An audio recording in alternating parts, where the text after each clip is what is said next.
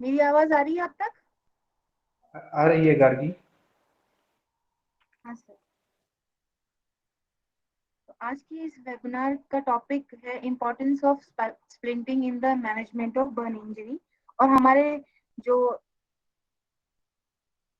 Speaker हैं उनके बारे में मैं जानकारी देना चाहूंगी। हमारे जो रिसोर्स पर्सन है उनका नाम है संकेत राउत, जो कि वाइस प्रिंसिपल और असिस्टेंट प्रोफेसर पी&ओ Chakradhara institute of rehabilitation science Orissa से हैं। इन्होंने अपना बीपीओ एसवी निर्धार उड़ीसा से किया है और MPO Indian spinal injury centre new Delhi से किया है। और वो एसवी निर्धार में भी अपनी सेवाएं प्रदान कर चुके हैं। और आज हम उनसे इस टॉपिक में उनकी विशेषज्ञता के बारे में जानकारी लेंगे। सर आप शुरू करें, आपका प्रेजेंटेशन शुरू करें sir. Okay, thank you Gargi for the introduction. And presentation शुरू करने से पहले मैं Shrimati Meena Kumari Sharma, director ma'am PDU NIPPH, and Shri Ramesh Pande ji, director CRC Lucknow, इनको धन्यवाद देना चाहता हूँ कि उन्होंने इस वेबिनार का अरेंजमेंट किया, और सारे प्रोग्राम कोऑर्डिनेटर्स जैसे कि राजीव रंजन जी है, जी हाँ, गणेश चर्चा है, अमित कुमार जी हैं, नागेश पांडे और गार्गी, आप सबको बहुत बहुत आभार व्यक्त करना चाहता हूँ। और बर्न के चैप्टर में के लिए मैं अपना स्क्रीन शेयर कर रहा हूँ। कृपया सभी अपना म्यूट करके रखें।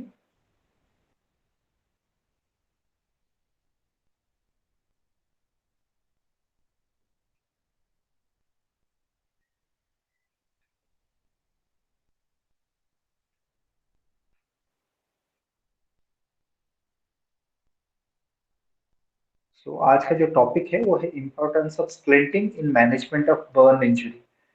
बर्न को जानने से पहले ये काफी सेंसिटिव चीजें हैं कि किसी भी तरीके का इंजरी होता है तो हम लोग को दर्द होता है, लेकिन बर्न एक ऐसा इंजरी है जो शायद दूसरे इंजरीज ठीक हो जाते हैं, लेकिन बर्न इंजरी फिजिकल के साथ साथ बहुत सारा फंक्शनल या कार्य करने में भी बहुत कठिनाई होगी।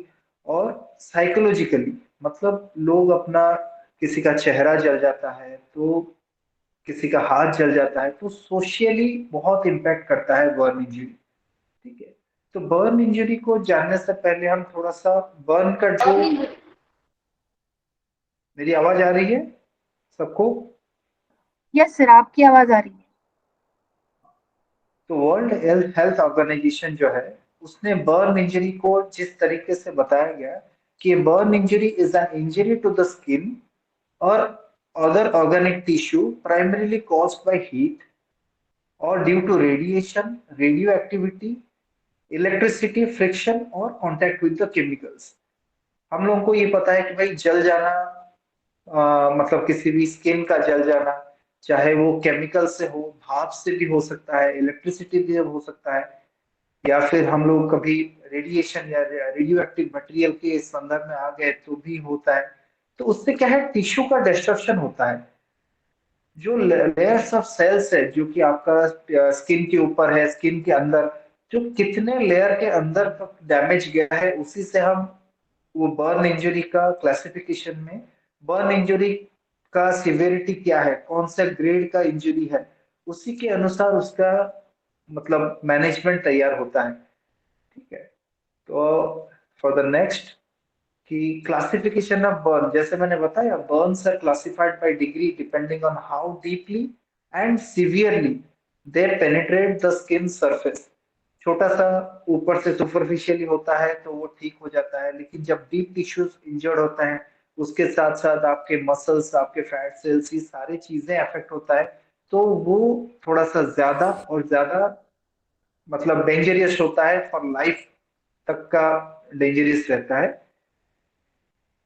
तो बर्न क्लासिफिकेशन एक रहता था, दो तरीके की क्लासिफिकेशन के टर्मिनोलॉजी आज बर्न के लिए यूज किया जाता है। That is, one is old terminology, जहां हम सिर्फ डिग्री ऑफ बर्न्स, मतलब फर्स्ट डिग्री है तो ओनली द एपिडर्मिस लेयर, ठीक है, ओनली द एपिडर्मिस, मतलब सुपरफिशियली जो आपका स्किन का सेल है वही जाता है। सेकेंड डिग्री है एपिडर्मिस के साथ सेल का नीचे वाला हिस्सा dermis excluding all the dermal appendages. Third degree is the epidermis and all of the dermis. And fourth degree is the epidermis, dermis and subcutaneous tissues like जैसे fat हो गया, मसल हो गया, बोन और नर्व. ये सारे जब damage होते हैं तो फोर्थ डिग्री को highest degree of burn classification में माना जाता है और first degree is the lowest one जो कि सुपरफिशियल का रहता है. ये ओल्ड टर्मिनोलॉजी था. अब जो इंटरनेशनली यूज होता है न्यू टर्मिनोलॉजी, वो फर्स्ट डिग्री की जगह पे ये सुपरफिशियल बर्न मतलब वही only the epidermis. Then superficial partial thickness means superficial भी है और पार्शियली पार्शियली थे मतलब डर्मिस का कुछ लेयर्स चले गए हैं. Then deep partial thickness means ये सुपरफिशियल से तो ग्रेड ज्यादा हो गया, डीप हो गया and epidermis and most of the dermis चला गया. देन फुल थिकनेस में epidermis and all of the dermis, जैसे ये फोर्थ डिग्री का हो गया फुल थिकनेस, ये बराबर वो रहता है. तो ये है हमारा. अगर हम स्किन के लेयर के हिसाब से इसको देखें तो आप ये देखिए ऊपर वाला हिस्सा जो है एपिडर्मिस है, मतलब स्किन का सबसे आउटर लेयर. ठीक है. तो सुपरफिशियल मतलब सिर्फ एपिडर्मिस को कनेक्ट कर रहा है. डर्मिस और एपिडर्मिस जब दोनों का कुछ कुछ हिस्सा जाता है तो उसको हम बोलते हैं superficial dermal. Then deep dermal tissue हो गया तो वो हो गया आपका थिक. और फुल थिकनेस में अगर इंजरी हुई तो वो एपिडर्मिस, डर्मिस और सबक्यूटेनियस मतलब तीनों लेयर स्किन के अफेक्ट होते हैं जिस बर्न इंजरी में, उसको हम बोलते हैं फुल थिकनेस. इसमें आपके नर्व, आपके मसल्स, ये सारे के सारे अफेक्ट होते हैं. तो बर्न का क्लासिफिकेशन बताने का यही था कि कितना सीरियस इंजरी है. जब हम लोग किसी कोई प्रेस्क्रिप्शन डॉक्टर लिखता है तो पहले असेसमेंट में यही देखता है कि कौन सा डिग्री ऑफ बर्न है या कौन सा सिवियरिटी ऑफ बर्न हमको देख रहे हैं. अब स्प्लिंटिंग की बात करते हैं. बर्न के बाद स्प्लिंटिंग क्यों? ये क्वेश्चन आता है कि भाई बर्न इंजरी तो हुआ, उसको हम तरह तरह के आपका जो आपका रेमेडीज है, मेडिसिन है, उससे तो ठीक हो जाएगा. फिर ये बर्न केसेस में स्प्लिंटिंग और ये सारी चीजें क्यों? क्योंकि जो सेल्स डिस्ट्रक्ट होते हैं, जब न्यू सेल ग्रोथ कर रहे होते हैं तो एक पर्टिकुलर सपोर्ट पीरियड भी चाहिए. अदरवाइज क्या होगा, धीरे धीरे क्या होता है, जैसे हम लोग नॉर्मली पैराप्लेजिया में या कोई सेंसेशन जहां पे नहीं होता है तो जैसे जैसे पहले तो वो फ्लैक्सिड रहता है, देन स्पेसिफिसिटी डेवलप करती है. ठीक है. तो उसी तरीके से अगर बर्न केस में हम लोग नेग्लेक्ट कर दिए, किसी का हाथ जल गया है और हमने नेग्लेक्ट किया, तो उसमें क्या होगा कि धीरे धीरे धीरे धीरे वो हाथ फिर उतना अच्छे से जैसे पुराने समय पे फंक्शन होता है. क्योंकि बर्न टिश्यू के बाद स्कार मार्क्स डेवलप होते हैं. स्कार क्या है? एक डेड टिश्यू टाइप का होता है जिसमें सेंसेशन नहीं रहता है और ऊपर से वो उतना फ्लेक्सिबल नहीं होता है, नॉर्मल स्किन की तरह बिल्कुल नहीं हो पाता है फिर से. तो इसीलिए हम लोग स्प्लिंटिंग को, या स्प्लिंटिंग एक तरीके से एक्सटर्नल अप्लाइड डिवाइस है जो कि सपोर्ट करता है ताकि किसी भी तरीके का कॉन्ट्रैक्चर या किसी भी तरीके का एडिमा वगैरह जो होता है, एक्यूमुलेशन ऑफ टिश्यू फ्लूइड, ये सब कम हो जाए और व्यक्ति का जल्दी से जल्दी वो रिटर्न करे, रिहेबिलिटेशन पीरियड जो है उसका वो कम हो और किसी भी तरीके का फंक्शनल डिफॉर्मिटी स्टार्ट ना हो जाए. मेन प्रिवेंटिंग मोटिव से ये दिया जाता है. Main motive of a splinting is first to prevent the damage और further damage. Then there will be no to prevent tissue destruction, maintain soft tissue. हम जिस जो चीज बर्न हो गई है उसको थोड़ा सा हम खींच के रखते हैं ताकि थोड़ा थोड़ा स्ट्रेचिंग करते जाए ताकि वो नॉर्मली एलोंगेट हो जाए, जिससे कि रिकवरी अच्छे से हो.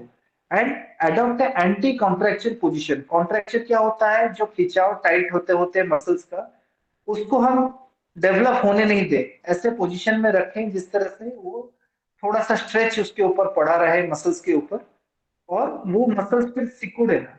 ठीक है. देन आते हैं इंडिकेशन फॉर स्प्लिंट. स्प्लिंट किस किस केसेस में क्यों दिया जाता है? देखिए, जैसे ही कोई थर्ड डिग्री या फोर्थ डिग्री बर्न हो गया तो उसके बाद स्किन ग्राफ्टिंग होती है. वो skin graft can be immobilized and protect while healing. मतलब वो स्किन ग्राफ्ट का स्टेबिलिटी, ऐसा नहीं है कि आप थोड़ा सा पार्शियली मूवमेंट करते हो, अननोइंगली आप जानते नहीं हो कि भाई ये इंजरी मेरा प्रोटेक्टेड रहे। ठीक है, तो इमोबिलाइज करके रखते हैं। जैसे हाथ में कोई फ्रैक्चर होता है तो हम लोग को प्लास्टर कर दिया जाता है। प्लास्टर करने से क्या है कि जो हड्डियां टूटी हुई हैं उनको सही समय पे जोड़ के उसको प्लास्टर कर दिया जाता है, ताकि वो उनको टाइम मिले, उनको रेस्ट मिले, किसी भी तरीके का मूवमेंट ना हो, जिससे कि उनका जो जुड़ाव है, जो टूट गया है उसको जो जोड़ के रखे हैं डॉक्टर्स, वो फिर बिगड़े ना। तो इस वजह से skin graft can be immobilized. Skin graft burn case में जहां पे दूसरे जगह से स्किन लाके लगाया गया है, तो वो कहीं इधर उधर ना हो और किसी भी तरीके का एक्सटर्नल इंजरी फिर से ना हो जाए, क्योंकि वो अभी हील नहीं हुआ है वो जगह। ठीक है, तो इसके लिए प्रोटेक्टिव स्प्लिंटिंग मतलब कुछ ऐसा पहना दिया जाए जिससे कि उस तरीके का या उस पर्टिकुलर बॉडी सेगमेंट को बिल्कुल प्रोटेक्शन में रखा जाए। Then splints are used because the skin can be prevented from shrinkage। मतलब जब हमारा बर्न होता है तो जो स्किन का ऊपरी की सरफेस है वो धीरे धीरे खींचे चला जाता है, सिकुड़ने लगता है। तो उस पर्टिकुलर चीज को, उस सिकुड़ने को रोकने के लिए हम कभी कभी क्या करते हैं, जैसे हाथों में हो गया है कोई बर्न, तो इंटरफेरेंशियल और एमसीपी ये सारे के सारे खींचे चले जाएंगे अगर हम लोग प्रॉपर केयर नहीं लेंगे। तो हम एक स्प्लिंट बनाते हैं, जैसे कि हाथ हमारा बिल्कुल सीधा रहे, उंगलियां बिल्कुल मुड़े ना। तो क्या है कि वो सबसे ज्यादा स्ट्रेचिंग कंडीशन में रहे। उससे क्या होगा कि किसी भी तरीके का कॉन्ट्रैक्चर स्टार्ट ही नहीं होगा, जो कि शायद सबसे बड़ा सक्सेसफुल रीजन है कि कोई स्प्लिंट जब ऑपरेशन होता है, पोस्ट ऑपरेटिव केसेस के बाद, बर्न केसेस के बाद फौरन हम को प्रोवाइड करते हैं कि भाई स्प्लिंटिंग में सही एंगल्स पे सही अलाइनमेंट में उस जॉइंट को रखा जाए, और जितने भी स्ट्रक्चर्स कॉन्ट्रैक्चर डेवलप करने के मतलब उसमें हो सकता है चांसेस, उसको प्रिवेंट किया जाए। Then the new grafts and flaps are protected.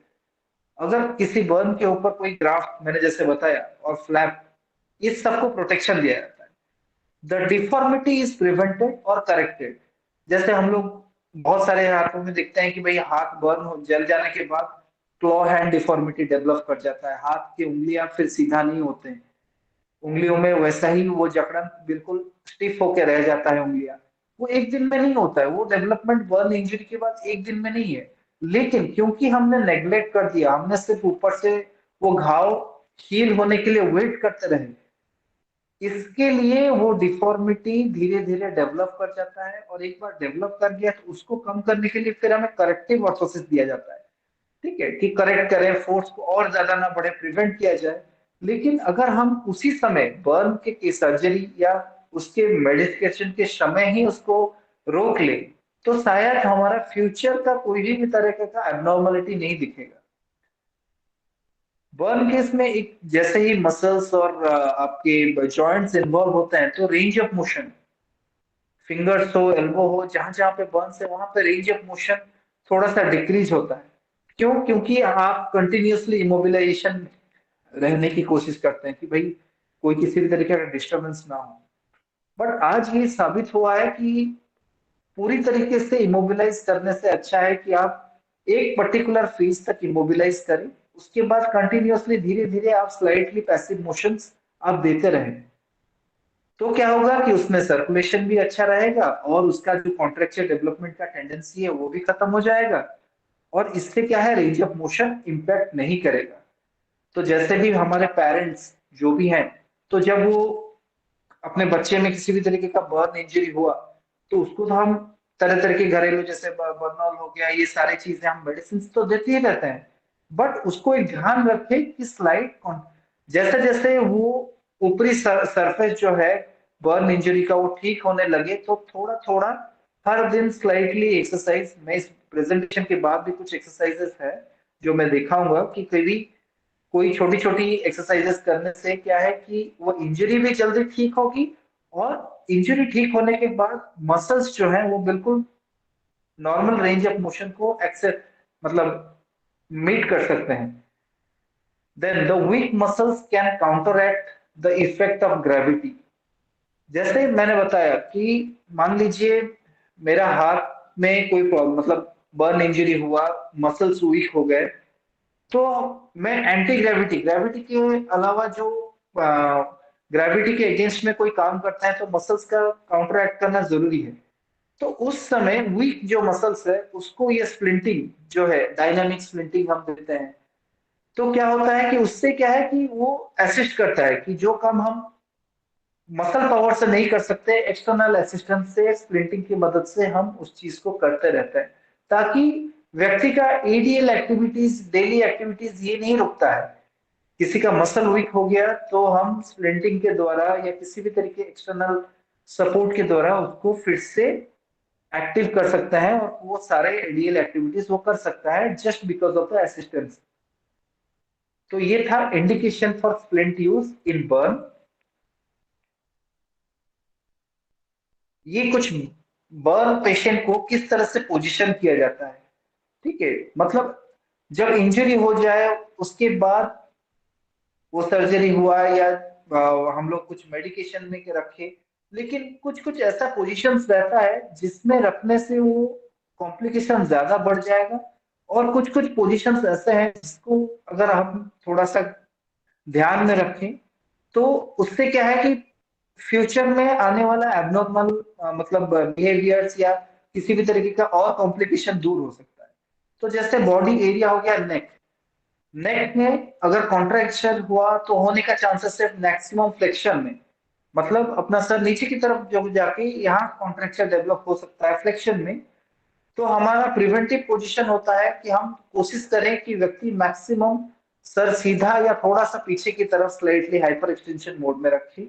उसी तरीके से एंटेरियर एक्सिला का है shoulder adduction, anti cubital space में है एल्बो एक्सटेंशन, फोरआर्म फोरआर्म हमारा है सुपिनेशन में रखना चाहिए, रिस्ट जो है वो हम एक्सटेंशन में रखेंगे, ऊपर आगे की तरफ बढ़ा के रखेंगे एक्सटेंशन में। देन डोर्सल हैंड और फिंगर, जैसे हैंड और फिंगर हो गया तो मेटाकार्पोफैलेंजियल जॉइंट फ्लेक्शन में, इंटरफैलेंजियल एक्सटेंशन में, थंब और पामर एब्डक्शन में। तो ये सारी, जैसे हिप हो गया वो extension abduction and neutral rotation, हमारा घुटना हो गया नी हो गया एक्सटेंशन में रखना चाहिए, सीधा रखना चाहिए फ्लेक्शन में। अगर घुटना मोड़ के रखेंगे तो वहां पे टाइटनेस आ जाएगी। अपना जो एंकल हो गया वो डॉर्सिफ्लेक्शन में रखना चाहिए ताकि वो चीज रिलैक्स रहे। डॉर्सल टोज फ्लेक्शन में रहना चाहिए और प्लांटर टोज एक्सटेंशन में रहना चाहिए। ये है कुछ कुछ पर्टिकुलर चीजें जो मैं थ्योरेटिकली बता रहा हूँ कि ये आपको प्रिवेंशन पोजीशन है, किसी भी बर्न रिलेटेड कॉन्ट्रैक्चर को रोकने में ये सहायक है। देन हम जानते हैं कि अब बर्न ट्रीटमेंट में स्प्लिंट्स कहाँ कहाँ यूजेस हैं उसको जानते हैं। तो बर्न में हमेशा फेजेस होते हैं, जैसे मैंने बताया एक्यूट फेज मतलब बर्न जस्ट होने के बाद का जो फेज है। In acute phase of burn injury, splinting required only when damage of tendons and joints is suspected. Splinting will immobilize, provide support of affected body part. Splinting कब चाहिए होता है? अगर ये छोटा सा बर्न है कहीं हमारा मतलब घर में कुछ गर्म चीज पकड़ लिए तो उसके लिए स्प्लिंटिंग की जरूरत नहीं है। स्प्लिंटिंग कब चाहिए हमें? जब टेंडन्स और जॉइंट्स का डैमेज हम सस्पेक्ट करें कि बर्न इतना हो गया है कि कोई जॉइंट को अफेक्ट कर रहा है या टेंडन लेवल तक चला गया है डीप, तब जाके हमें स्प्लिंटिंग की जरूरत पड़ती है ताकि वो जो जॉइंट है आफ्टर मेडिकल ट्रीटमेंट उसको इमोबिलाइज करके रखे, उसको सपोर्ट प्रोवाइड करे, ठीक है, उस बॉडी पार्ट्स को, ताकि उसके ऊपर किसी भी तरीके का एक्सटर्नल फोर्स या डिटोनेशन ना हो, ताकि जो भी इंजरी है वो इंजरी फिर ना तो खराब हो ना और कॉम्प्लिकेटेड हो। So if it is used, it should be non-conforming and non-constrictive. Securing should be provided due to fluctuation of edema. तो हम उस समय जब हमारा एक्यूट फेज है, टेंडन लेवल या जॉइंट लेवल तक का इन्वॉल्वमेंट है, तो हम उस समय इनिशियली क्यों हम स्प्लिंट देंगे? स्प्लिंट का मेन पर्पस क्या होता है कि वो स्लाइड प्रेशर देता रहे सर्कमफेरेंशियल, ताकि जो एडिमा का कंडीशन है, टिश्यू फ्लूइड जो एक जगह पे एक्यूमुलेट कर जाता है, उसके ऊपर थोड़ा सा प्रेशर बना रहे ताकि वो चीज जल्दी एडिमा खत्म हो जाए। एक्यूट फेज में एडिमा जितना जल्दी खत्म होगा, हीलिंग स्टेज में उतना ही जल्दी आएगा। ठीक है, देन आते हैं वुंड हीलिंग फेज। स्प्लिंट में prevent development of contracture and disruption of newly skin graft. अब आते हैं वुंड हीलिंग फेज में। तो एक्यूट फेज के बाद जब वो घाव हमारा सूखने लगता है, हमारा जो स्किन ग्राफ्ट है, नया स्किन लगाया हुआ है उसके ऊपर, तो वो थोड़ा सा अटैच होने लगता है, तो उस समय स्प्लिंट क्या करता है, स्प्लिंट प्रिवेंट करता है किसी भी तरीके का डेवलपमेंट ऑफ कॉन्ट्रैक्चर एंड उस न्यू स्किन ग्राफ्ट को टूटने से भी बचाता है कि भाई किसी भी तरीके का फोर्स गिर गया, नया नया अभी स्किन हुआ है तो वो कहीं ब्रेक ना हो जाए, उसको भी वो केयर करता है splint. Care must be taken to avoid interfere the splint with healing as a result of improper fit or placement, as splint has appropriate length of leverage and edge rolled away from the skin. Splint को carefully रखा जाता है, carefully design किया जाता है ताकि ये किसी प्रॉपर लेंथ में रहे, पूरी, अगर हाथ में लगाया जाए तो हाथ को पूरी तरह से सपोर्ट करे, और इसके स्प्लिंट के जो एजेस है वो बिल्कुल स्मूथ रहे ताकि स्किन में किसी भी तरीके का डिस्ट्रक्शन फिर से ना हो, किसी भी तरीके का डिस्कम्फर्ट उस पेशेंट को ना मिले। तो ये स्प्लिंट बनाने वक्त हम लोग केयर करते हैं। अब आते हैं rehabilitation phase. Splinting is used to reduce contracture non-surgically, prevent deformity and maintain natural body contours. The combined treatment of splints, exercise and pressure means compression, is required. The ongoing process of scar development and contracture is managed by maintaining sustaining stretch to scar tissue. जैसा मैंने बताया कि rehabilitation phase मतलब physiotherapist आते हैं यहाँ पे roles में, प्राइम रोल उन्हीं का रहता है कि वो तरह तरह के एक्सरसाइज करे, स्ट्रेचिंग प्रोवाइड करे। तो हमारे स्प्लिंटिंग्स का क्या वैल्यू रहता है कि आज अगर फिजियोथेरेपिस्ट ने स्प्लिंट मतलब एक्सरसाइज करा के थोड़ा सा करेक्शन अचीव किया है, तो शायद हम कुछ करेक्टिव स्प्लिंट देके, जिसको कि हम लोग बोलते हैं स्टैटिक प्रोग्रेसिव स्प्लिंट, उस पर्टिकुलर करेक्शन को ओवरनाइट प्रिजर्व करके रखते हैं ताकि कल जब थेरापेटिक इंटरवेंशन मिले, फिजियोथेरेपिस्ट जब फिर से उसको अटेंड करे, तो जो डेवलपमेंट ओवरनाइट मतलब एक दिन पहले उनको मिला था, अचीव किए थे, वहीं से वो स्टार्ट करे, फिर से वो बैक स्टेज में ना आ जाए। ठीक है, तो स्प्लिंटिंग एक तरीके से कॉम्प्लीमेंट करता है, और इसीलिए यहां लिखा गया है the combined treatment of splinting, exercise and pressure. Compression से मैंने जैसे बताया था कि भाई इडिमा खत्म होता है, प्रेशर का इफेक्ट रहता है कि भाई सेंसेशन अच्छा रहे वहां पे। तो ये सारी चीजें आपकी रिहैबिलिटेशन फेज को छोटा करते हैं। एक्सरसाइज में achieve normal range of motion and splinting can maintain the range gained. जो मैंने बताया कि एक्सरसाइज से आप रेंज अचीव करते हैं, और स्प्लिंटिंग जो है वो उसी रेंज को जो अचीव किया गया है उसको मेंटेन करके रखता है, ताकि नेक्स्ट डे एक्सरसाइज में आप उस रेंज से आगे और अचीव करें, ना कि वहां से ओवरनाइट अगर नहीं छोड़ स्प्लिंटिंग नहीं देंगे तो शायद ये हो सकता है कि ओवरनाइट हम जो अचीव किए हैं उससे फिर थोड़ा सा बैक आ जाए। This one is known as reconstructive phase. Splints may be required following reconstructive procedures for restoring function or cosmesis. Contractile forces in a wound causes a progressive loss of motion and disturb body contours if they are unopposed. Splints applied should be closely monitored for evidence of wound breakdown. जब हम किसी को splint पहनाते हैं तो वहां पे जो हम लोग क्लोजली मॉनिटर करते हैं, कहीं पे फिर से घाव में ब्रेकडाउन या किसी भी तरीके का पस वगैरह तो नहीं निकल रहा है, क्योंकि कॉम्प्रेशन फोर्सेस हैं, स्प्लिंट्स में बहुत सारे फोर्सेस दिए जाते हैं, तो हम लोग उनको बारीकी से जांच करते हैं और स्प्लिंटिंग टाइम को ध्यान में रखते हैं। ऐसा नहीं कि कंटिन्यूअसली वो पूरा पहन ले और फिर वो जो वुंड जितना हील हुआ था उससे ज्यादा ब्रेकडाउन में आ जाए। तो स्प्लिंटिंग इंडिकेशंस में पहला चीज क्या है स्प्लिंटिंग का, मैंने जैसे बताया था कि protection of anatomic structures. The goal of early splinting is to stabilize the joints so that all external forces are eliminated or reduced. The joints should be splinted in functional position, as well as the tendon should be splinted in a slack position to prevent rupture of the tendons. हम लोग functional position पे joint को place करते हैं, लेकिन tendons जो injured tendons है उनके ऊपर प्रेशर नहीं डालते, उनको हम रिलैक्स पोजीशन में रखते हैं, क्योंकि जो इंजर्ड टेंडन्स है अगर उसके ऊपर प्रेशर डाला जाए तो शायद वो रप्चर कर जाए।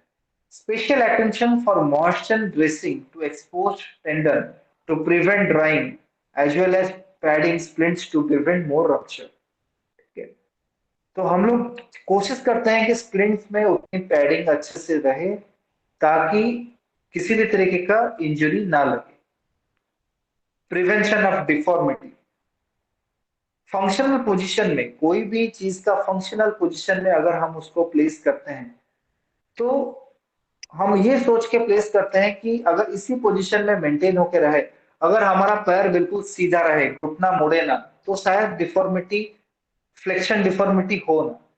तो इसलिए हम जो भी स्प्लिंट बनाएंगे तो उसको ऐसे पोजीशन में रखेंगे जहां पे रेंज ऑफ मोशन जो है वो डिफॉर्मिटी को तो प्रिवेंट करेगा ही, और उसके बाद रेंज ऑफ मोशन जो है वो एक्सरसाइज के थ्रू हम गेन कर लेंगे। Preservation of skin graft integrity, as survival of skin graft depend on establishment of circulation between underlying wound bed and transplanted graft, so splint used to prohibit motion of the joints which locate under or near the grafted area। क्या होता है ये कि जो हमारा नया skin body के दूसरे पार्ट से लेके हम इंजरी प्लेसेस पे लगाते हैं, तो वो स्किन ग्राफ्ट तभी एस्टेब्लिश हो सकता है सर्कुलेशन से, हमारे बॉडी की सर्कुलेशन से, जब उसके नीचे वाला स्किन सरफेस बिल्कुल इमोबिलाइज हो या थोड़ा सा डिस्टर्बिंग कंडीशन में ना रहे और जॉइंट स्टेबल हो, तभी जाके वो जल्दी से जल्दी उस ट्रांसप्लांटेड ग्राफ्ट को एक्सेप्ट करता है और वो ग्राफ्ट बिल्कुल बॉडी के पार्ट जैसा बन जाता है। तो स्प्लिंट जो है ये सारी चीजों को रोकता है कि प्रिजर्वेशन ऑफ स्किन ग्राफ्ट की स्प्लिंट के द्वारा वहां पे किसी भी तरीके का मोशंस नहीं होता। Restore of functions, the early non-operative resolution of contractures provided by sustained stretch and pressure combined with serial splinting to maintain gain range of motion। जब नॉन ऑपरेटिव रिजोल्यूशन की बात आती है तो अर्ली नॉन ऑपरेटिव रिजोल्यूशन में contracture को prevent करना और मेंटेन करना अवेलेबल रेंज ऑफ मोशन ये होता है। और सीरियल स्प्लिंटिंग इसीलिए किया जाता है कि हम धीरे धीरे रेंज ऑफ मोशन बढ़ाते रहे। Splint should be revised to accommodate any change in range of motion. Splints को भी बार बार हमें रिवाइज करना पड़ता है ताकि हमें और रेंज ऑफ मोशन और किसी भी तरीके का चेंज होता है रेंज ऑफ मोशन में तो। अब टाइप्स ऑफ स्प्लिंट्स जो बर्न केसेस में भी दिए जाते हैं, that is static splints. A static splint supports one or more joint in a specific position for the purpose of immobilization. A conforming static splint is formed directly on the patient in complete contact with the contour of the body, distribute pressure along the length of the splints. Non-conforming static splint can immobilize the extremities but accompanied with pressure problem and slippage. Serial static splint can enhance range of motion of a joint through the principle of prolonged stretch. Static splint में किसी भी तरीके का movement नहीं होता है, ये purposefully बनाया जाता है कि भाई वो बॉडी स्ट्रक्चर को इमोबिलाइज करे।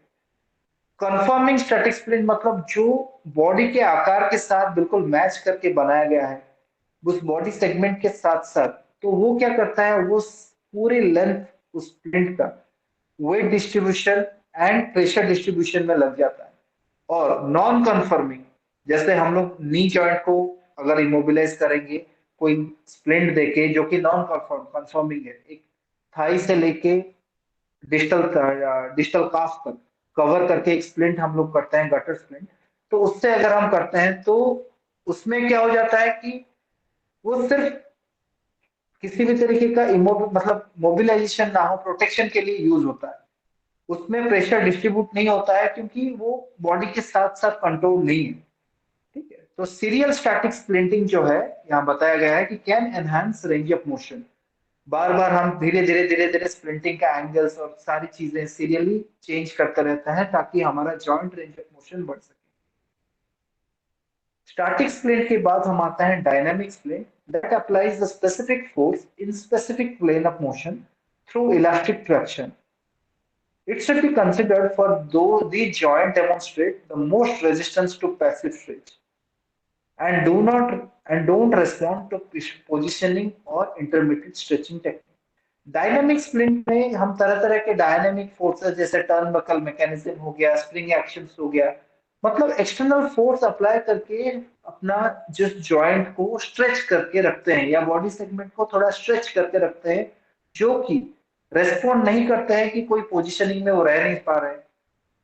कॉन्ट्रैक्चर का डेवलपमेंट स्टेज आ गया है तो वहां पे टाइटनेस बढ़ रहा है, तो स्ट्रेचिंग टेक्निक से ज्यादा वो रिस्पॉन्ड नहीं करते हैं, तो हम लोग क्या करते हैं, उनको डायनामिक स्प्लिंट देते हैं ताकि वो कंटिन्यूअस पैसिव स्ट्रेच रहे, एक फोर्स कंटिन्यूअसली उस कॉन्ट्रैक्चर डेवलपमेंट को रेजिस्ट करता है।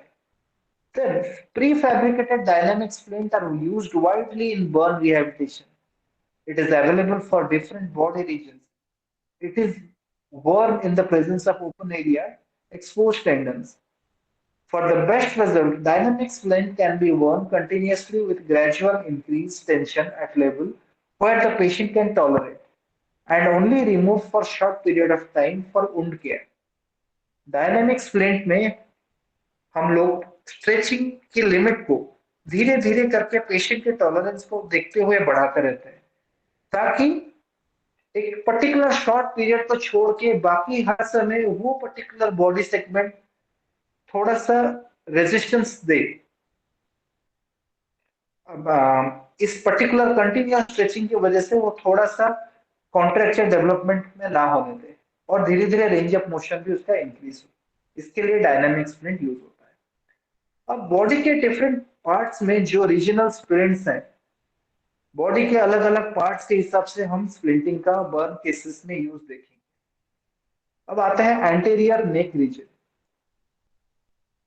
Anterior neck region, the anticipated deformity is flexion with possible lateral flexion, and the secondary problems are the disturbance in mastication, distortion of facial units, difficult or hazardous intubation in subsequent reconstructive procedures.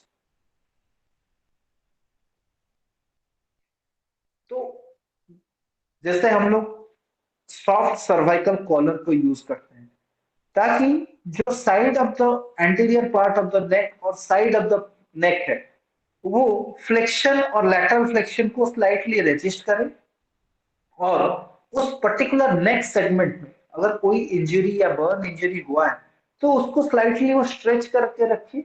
नहीं तो क्या है, जैसे ही, क्योंकि ये gravity assisted thing है flexion, तो जैसे ही ग्रेविटी में वो हम अगर उसको सपोर्ट नहीं देंगे through a soft colour, then there will be no stretch impacted over the burn tissue and they will keep in contracting and results in a contracture of anterior bending of the neck or lateral bending of the neck. So soft cervical collar use करते हैं हम,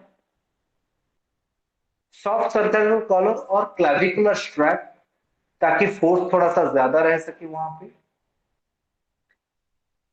यहाँ पे देखिए जैसे moulded नेक splint, मतलब एक नीचे से अपवर्ड डायरेक्टेड फोर्स जो कि नेक या गले का फ्लेक्शन टेंडेंसी को रोक के रखे, सर को गिरने ना दे, बिल्कुल सीधा रखे, जितना मैक्सिमम नॉर्मल पोजीशन या स्लाइटली एक्सटेंशन में रहे सर।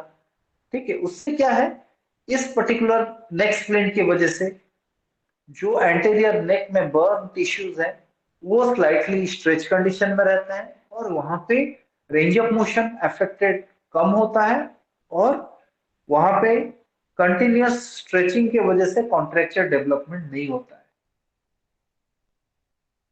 जहां पे बहुत ज्यादा इमोबिलाइजेशन जरूरी है तो वहां पे हम लोग यूज करते हैं hello neck splint, used in case of anterior neck bone cases, positions the neck in extension using the head and upper torso for stabilization, indicated for a period ranges from 8 to 19 days in order to prevent further development of contractures and to elevate stretch on the burn tissue. ये सारे ये जो hello नेक splint है, ये जब दिया जाता है तो इसको रेगुलरली इवेल्युएट किया जाता है, असेस किया जाता है कि किसी भी तरीके का इन्फेक्शन वगैरह बर्न टिश्यूज को प्रॉपरली केयर और एंटीसेप्टिक यहाँ से दिया जाता है ताकि बर्न टिश्यू में किसी भी तरीके का इंफेक्शन का चांसेस जो है उसको हम प्रिवेंट कर सके। So the care should be taken like that. What to C collar, ये एक तरीके से जो हमारा जैसे सॉफ्ट कॉलर रहता है उसमें क्या है, एक कंटिन्यूअस प्रेशर रहता है। यहाँ पे क्या है, इन्होंने क्या किया, प्लास्टिक ट्यूब्स को एक कॉलर का, ये भी एक कॉलर का स्टेप है, बट कंटिन्यूअसली प्लास्टिक ट्यूब्स का जो सर्कमफेरेंस बनाया हुआ है तो वो क्या होता है, लोकलाइज्ड, मतलब पूरे नेक में छोटे छोटे पोजिशंस में थोड़ा सा मोशंस रहता है। तो क्या है, वो लोकलाइज्ड स्ट्रेचिंग रहता है और थोड़ा सा माइक्रो स्ट्रेचिंग यहाँ पे होता है। तो क्या है कि एक तो जो बर्न टिश्यूज है वो ब्रेक डाउन नहीं करते हैं और जल्दी हील होते हैं, क्योंकि each and every centimetre of that particular plastic pipe contacts जो हमारे रिजेस हैं वहां से उसको मूवमेंट मिलता है, पैसिव मूवमेंट। तो वाटुसी कॉलर जो है वो प्लास्टिक ट्यूब्स के साथ नॉर्मल कॉलर की जगह पे दिया जाता है। फिलाडेल्फिया कॉलर, फिलाडेल्फिया कॉलर भी बर्न टिश्यूज, बर्न इंजरीज में नेक को स्टेबलाइज करके रखने के लिए दिया जाता है। किसी का अगर कान में बर्न हुआ है, ईयर रीजन में अगर बर्न होता है तो anticipated deformity is the folding of helix. कान का जो बाहरी हिस्सा है उसमें कोई प्रॉब्लम हो जाएगी, उसको इमोबिलाइज करके रखने के लिए हम लोग semi rigid oxygen mask type का डिजाइन है इस स्प्लिंट का, to protect the tissue of burn ear from pressure. तो कान के इस इंजर्ड टिश्यू के ऊपर कोई प्रेशर ना गिरे इसलिए हम ऑक्सीजन मास्क टाइप का एक स्प्लिंट बनाते हैं सेमी रिजिड, जो कि किसी भी तरीके का टच बाहरी सरफेस से किसी भी तरीके के कांटेक्ट से ये रोकता है और इंजरीज फर्दर होने से रोकता है। बर्न टिश्यू में एक ये भी है कि जस्ट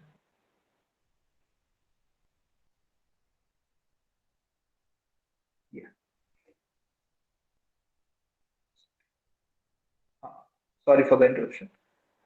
इन द माउथ, अगर जैसे माइक्रोस्टोमिया एक कंडीशन ऐसा है जहां पे बच्चे का मुंह का ओपनिंग छोटा रहता है, और अगर बर्न केसेस में ऐसा होता है तो हम क्या करते हैं कि एक स्प्लिंट बनाते हैं स्टेनलेस स्टील वायर से और थर्मोप्लास्टिक मटेरियल से, जिससे क्या होता है कि दोनों साइड रबर का देके हम मुंह को थोड़ा सा ओपन करने की कोशिश करते हैं। तो वो ये जो आप देख रहे हैं कि माइक्रोस्टोमिया केसेस में ये स्प्लिंट्स दिया जाता है ताकि ये मुंह का ओपनिंग जो है वो कंटिन्यूअस रहे। ठीक है। The anticipated deformity in the mouth region in case of a burn is microstomia, ectropion of upper and lower eyelids.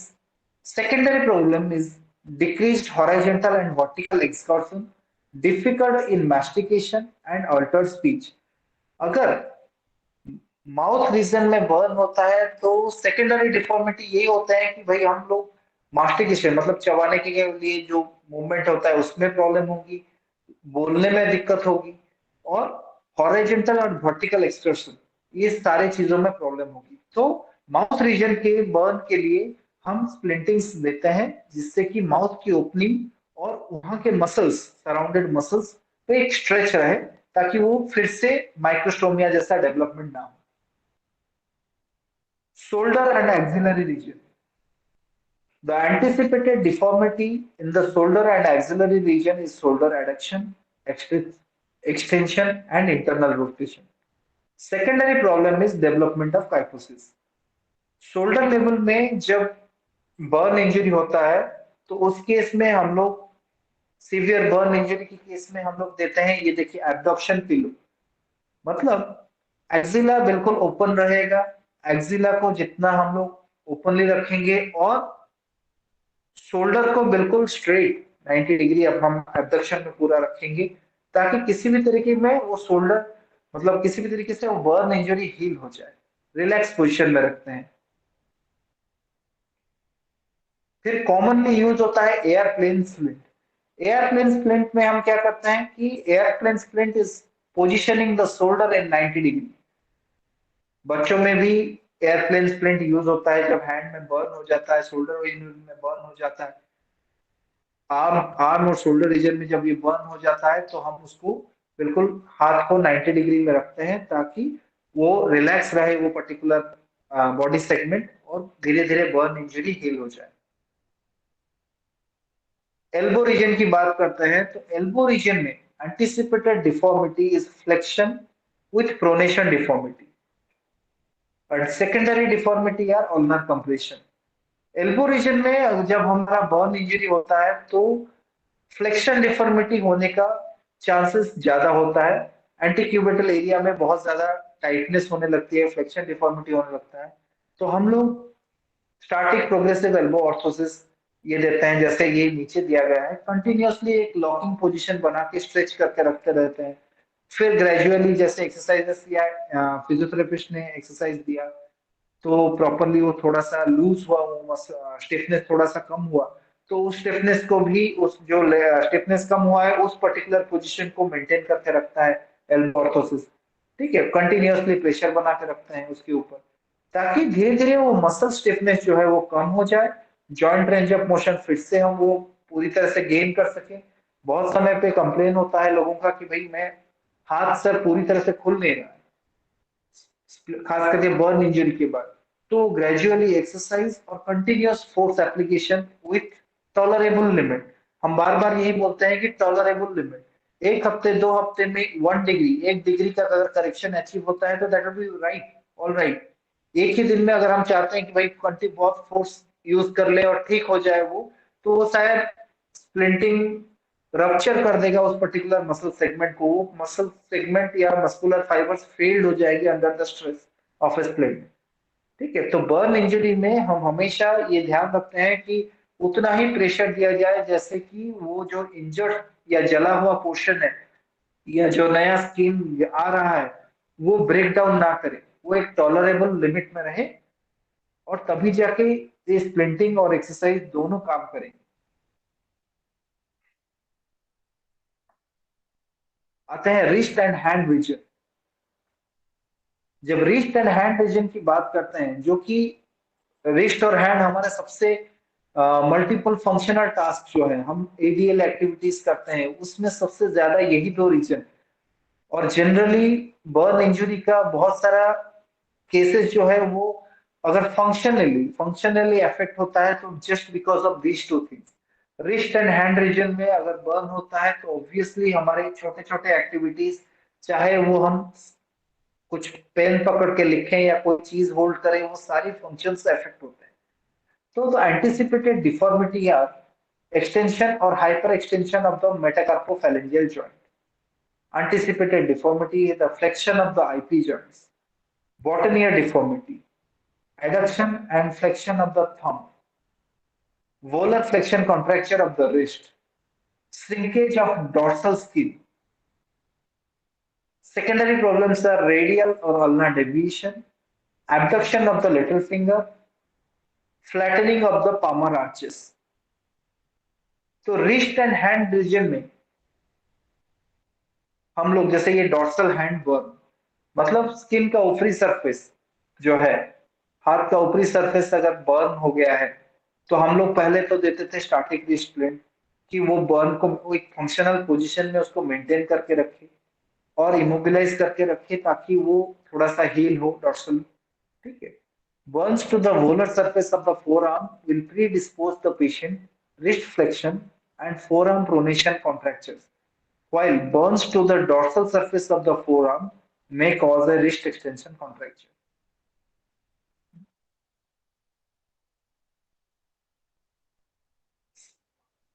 Hand और रिस्ट के लिए एंटी डिफॉर्मिटी पोजीशन अगर डिफाइन किया जाए, splint should position the hand in anti deformity position, जिसमें क्या है, wrist हमारा 15 टू 30 डिग्री ऑफ एक्सटेंशन में रहेगा, मेटाकार्पोफैलेंजियल जॉइंट्स जो है वो 70 to 80 degree of flexion, interphalangeal joints जो है वो स्ट्रेट एंड थंब एब्डक्टेड। इस पोजीशन में, ये पोजीशन क्यों बोला जाता है कि भाई इसी पोजीशन में अगर रखा जाएगा तो ये एंटी डिफॉर्मिटी पोजीशन, मतलब इस पोजीशन में डिफॉर्मिटी ग्रो करने का चांसेस कम होता है या नहीं होता है, मान लो। क्यों? क्योंकि ये जो पोजीशन है, this position will place the amphi collateral ligaments on maximum stretch, preserve the anatomical arches of the hand, and stretch the healing bone, thus opposing development of claw hand deformity. और इस safe position को हम बोलते हैं intrinsic plus position कहा जाता है। ये ऐसा पोजीशन होता है जहां पे वो मैक्सिमम लिगामेंट्स को स्ट्रेचिंग कंडीशन में रखता है, ताकि जो आर्च है हैंड के, जो नॉर्मल एनाटॉमिकल आर्च है, उसके ऊपर एक कंटिन्यूसली, मतलब वो प्रिजर्व होके रहे, और जो टिश्यूज हील हो रहे हैं, ठीक है, उनके ऊपर एक स्ट्रेचिंग, हमेशा फोर्स बरकरार रहता है, पैसिव स्ट्रेचिंग, ताकि किसी भी तरीके का कोई भी डेवलपमेंट ऑफ कॉन्ट्रैक्चर और क्लो हैंड ये ना हो। Palmar hand burn, palm side में हैंड का अगर पाम साइड में कोई बर्न होता है, the palmar skin will require maximum stretching to prevent contracting force of the healing burn. Palmar side में अगर होता है तो उसका एंटी डिफॉर्मिटी पोजीशन है for this type of burns is the wrist in extension, MP joint in extension, IP joint in extension, digital abduction and thumb abduction and extension. Means इससे open palm और pancake splint, हाथ खोल के जैसे एक flat surface पे हम रखते हैं, सारे जॉइंट एक्सटेंशन में, ठीक है, किसी भी तरीके का फ्लेक्शन डिफॉर्मिटी नहीं है। और पामर केस में, पाम के अंदर, हाथ के अंदर के साइड में अगर हथेली में अगर कोई बर्न हुआ है, तो वहां पे हम इडिमा को भी ध्यान में रखते हैं। क्यों? क्योंकि अगर हम इसको स्ट्रेच करेंगे तो जो हील हुआ होने वाला है, जिसमें फाइब्रोसिस शुरू हुआ है, वो फिर प्रॉब्लम में ना आ जाए, फिर वो टिश्यू और ज्यादा इंजर्ड ना हो। तो इसीलिए इनिशियल इंफ्लेमेटरी फेज, जब तक हाथ के हथेली में अंदर का टिश्यू जुड़े ना, मतलब हील थोड़ा सा ना हो, तब तक हम स्प्लिंटिंग को सेफ पोजीशन में रखेंगे। और जब हमें ये लगेगा कि भाई अंदर का जो हथेली में जो टिश्यू इंजर्ड हुआ था या बर्न हुआ था, अब वो ठीक ठाक प्रेशर ले सकता है, स्लाइटली स्ट्रेचिंग ले सकता है, क्योंकि वहां पे स्ट्रेचिंग जरूरी है। अगर उसको स्ट्रेच नहीं करेंगे तो वो धीरे धीरे कॉन्ट्रेक्चर या टाइटनेस में आ जाएगा, और फिर से हम नॉर्मल रेंज ऑफ मोशन जो हाथों का आइडियल एक्टिविटीज में चाहिए वो फिर अचीव नहीं कर सकते। तो हम लोग सेफ पोजीशन स्प्लिंटिंग देते हैं तब तक जब तक इडिमा वगैरह ये सब कंप्लीटली सबसाइड्स ना कर जाए। तो पैनकेक स्प्लिंट वहां तक देते हैं, उसके बाद हम स्ट्रेचिंग करते हैं through safe position splint. Circumferential hand burn, अगर जैसे मैंने बताया अभी, भोलर साइड बताया, पामर साइड बताया, if the hand burn is circumferential and include both palmar and dorsal surfaces, consideration should be given to alternating a safe position splint with the palmar stretch maximum extension splint during the course of stay. जैसे मैंने बताया कि अगर पूरी तरह से हाथ पूरी सर्कमफेरेंशियली जला हुआ है, तो हम दोनों अप्रोच ऑल्टरनेटिवली यूज करेंगे। मतलब एक कुछ हद तक हम रेस्ट देंगे ताकि वो ठीक हो, और ऑल्टरनेटिवली दिन में ऑल्टरनेटिवली हम थोड़ा सा स्ट्रेच भी करेंगे, एक्सरसाइज भी करेंगे, स्प्लिंट में हम थोड़ा सा एक्सटेंशन के लिए स्ट्रेच भी देंगे। तो ये बोथ का बैलेंस लेके हम रिहेबिलिटेशन प्रोसीजर में जाएंगे अगर बर्न सर्कमफेरेंशियली हो। अब आते हैं hip and perineal region. Anticipated deformity है flexion, adduction. Secondary problems: altered gait pattern, difficulty with straddle position. यहाँ पे देखिए साइड में पिक्चर है, anterior hip spica splint made from thermoplastic material to maintain hip extension and abduction while preventing hip flexion and adduction। Hip में अगर किसी भी तरीके का ऐसे बर्न इंजरी होता है तो हिप स्पाइका स्प्लिंट क्या करता है, उसको एक्सटेंशन और एब्डक्शन में मेंटेन करके रखता है ताकि हेड ऑफ द फीमर जो है वो मेंटेन होके रहे एसिटाबुलम के अंदर, और हिप फ्लेक्शन और एडक्शन को हम लोग प्रिवेंट करते हैं ताकि वो कॉन्ट्रेक्चर डेवलपमेंट ना हो। नी रीजन में हम नी गटर स्प्लिंट्स देते हैं with a spreader bar to maintain abduction position. Ankle and foot region में posterior foot drop splint, non conforming heel section caught away to relieve pressure and stand applied to splint to elevate heel of bed। यहाँ पे क्या होता है कि हम maintain करके रखते हैं एक न्यूट्रल पोजीशन ताकि ना तो प्लांटर फ्लेक्शन डिफॉर्मिटीज हो, ना डॉर्सिफ्लेक्शन का रेंज ऑफ मोशन हमारा अफेक्टेड हो। ठीक है। शॉर्टनिंग सेकेंडरी प्रॉब्लम्स इस केसेस में है कि shortening of Achilles tendon and equinus deformity. यहाँ पे देते हैं एंटीरियर बर्न केस में एंटीरियर एंकल कन्फर्मर, ताकि वो बर्न इंजरी जो है वो प्रोटेक्ट रह सके ये एंकल के लिए। टो में अगर इंजरी हो तो toe conformer splint shape to cover the dorsal surface of toes to prevent hyperextension can be secured with cohesive wrap or elastic bandages। So in conclusion, splinting goals, burn के case में हमारे splinting का क्या गोल है? सबसे acute stage में गोल यही है कि हम उसको एडिमा को मैनेज करें, कॉन्ट्रैक्चर को प्रिवेंट करें और स्टार्टिंग ऑर्थोसिस के सहारे उसको पोजीशन करें ताकि वो स्टेबल पोजीशन में हील हो। फिर आते हैं the intermediate stage of wound healing is from about 50% of wound closure. 50% से ऊपर हमारा हील हो गया तो complete wound closure and consist of static orthosis. यहाँ पे एक वर्ड आता है स्टैटिक प्रोग्रेसिव ऑर्थोसिस। ये ऑर्थोसिस या स्प्लिंटिंग्स ये स्टैटिक भी है और हम उसमें थोड़ा सा चेंजेस ला सकते हैं कि आज अगर 1 डिग्री हम लोगों ने अचीव किया तो अब नेक्स्ट डिग्री के लिए फिर से थोड़ा सा हम लोग इंक्रीज रेंज करेंगे और फिर से उसको एडजस्ट कर देंगे तो वो फिर से स्टैटिक प्रोग्रेसिव ऑर्थोसिस कहलाएगा। और dynamic force orthosis, dynamic orthosis are applying continuous forces to or continuous forces or stretch। So these three phases, these three types of splintings are approached for easy burn handling। During the intermediate stage, orthotic intervention is used for positioning, tissue stretching, and lengthening to prevent contracture formation। The long-term stage of healing is from wound closure to maximal benefit and outcome of rehabilitation। During this phase, static, progressive, and dynamic orthosis are used to provide stretch, promote tissue gliding, decrease stiffness, and strengthen weakened structures। So with this, the presentation is completed, but I have to share one video that some of the exercises are there।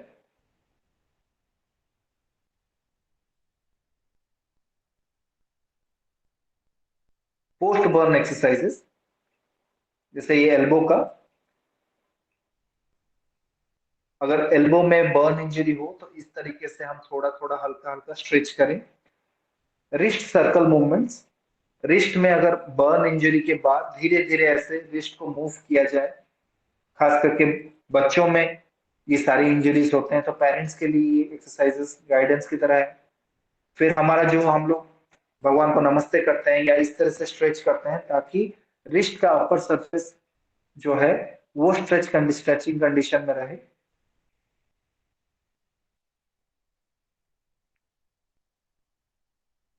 ये wrist flexion, मतलब wrist का flexion और reverse उसी का, ताकि ऊपर वाला कोई भी स्किन स्ट्रेच होकर रहे। This is the composite extension.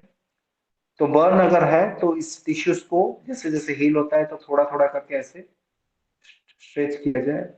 Fingers और हैंड में इस तरह से धीरे धीरे करके फिंगर्स का रेंज ऑफ मोशन बढ़ाया जाता है। एमपी फ्लेक्शन, ये है मेटाटार्सोफैलेंजियल फ्लेक्शन। इसको इसी तरह से सपोर्टिवली, ऐसे नहीं कि पूरा डीआईपी और पीआईपी फ्लेक्शन, ये बर्न इंजरी केसेस में ये मोशंस मूवमेंट्स ही सबसे ज्यादा कॉम्प्रोमाइज होते हैं। तो ऐसे हम असिस्टेंस के साथ, पैसिव असिस्टेंस के साथ इसको करते हैं। फिस्ट पम्प्स, ऐसे करके करने से स्ट्रेच पड़ता रहता है और किसी भी तरीके का कॉन्ट्रैक्चर डेवलप। ये थंब का पोजीशन है, थंब को किस तरह से हम और ज्यादा मोशन मूवमेंट कराएंगे बर्न केसेस के बाद। This is known as the diamond stretch. आप इस तरह से वेब स्पेसेस को, वेब स्पेसेस या हमारे थंब और को एक्सटेंड करने के लिए इस तरह से करते हैं। Finger web space stretch,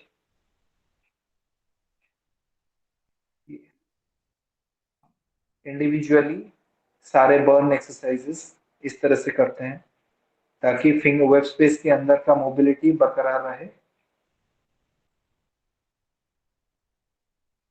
individual MP flexion, एक एक फिंगर में अगर स्ट्रेच करना है इंडिविजुअली, तो ऐसे एक टेबल के सहायता से कर सकते हैं ये exercises.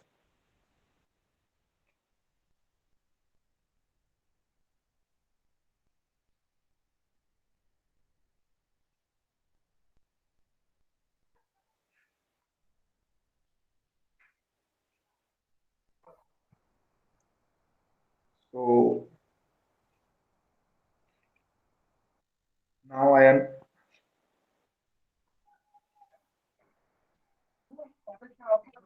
Sir hello, yes, thank you so much sir.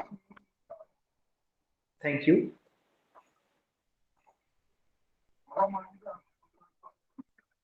Thank you so much sir. मैं इसी के साथ अपने कार्यक्रम को आगे बढ़ाना चाहूंगी। मैं धन्यवाद करती हूँ पंडित दीनदयाल उपाध्याय राष्ट्रीय शारीरिक दिव्यांगजन संस्थान न्यू दिल्ली के निदेशक महोदय का, जिनके मार्गदर्शन में हम यह कार्यक्रम करने में सफल हुए। साथ ही मैं धन्यवाद करती हूँ सीआरसी लखनऊ के निर्देशक आदरणीय श्री रमेश कुमार पांडे जी का, जिनके मार्गदर्शन में हम निरंतर कार्यक्रम सफलतापूर्ण संपन्न कर पाते हैं। मैं विशेष धन्यवाद करना चाहूंगी हमारे आज के वक्ता मिस्टर संकेत राउत जी का, जिन्होंने अपने बहुमूल्य समय से हमारे लिए समय निकाला और इतने महत्वपूर्ण विषय में जानकारी प्रदान करी। Thank you so much sir, आपके समय के लिए और इतनी इम्पोर्टेंट जानकारी के लिए भी।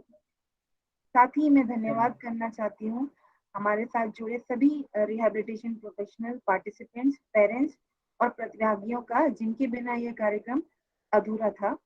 साथ ही मैं धन्यवाद करना चाहती हूँ सीआरसी लखनऊ के हमारे सभी ऑफिशियल्स और आईटी कंसल्टेंट, जिनके सहयोग के बिना यह कार्यक्रम सफलतापूर्ण संभव नहीं था। अंत में मैं सीआरसी लखनऊ के परिवार की ओर से सहृदय धन्यवाद देती हूँ और आप सभी पार्टिसिपेंट से अनुरोध करती हूँ कि वो चैट बॉक्स में फीडबैक लिंक दिया जा चुका है, उसको फिल करके आप मीटिंग लेफ्ट कर सकते हैं। Thank you so much sir. Thank you so much sir. Thank you, thank you.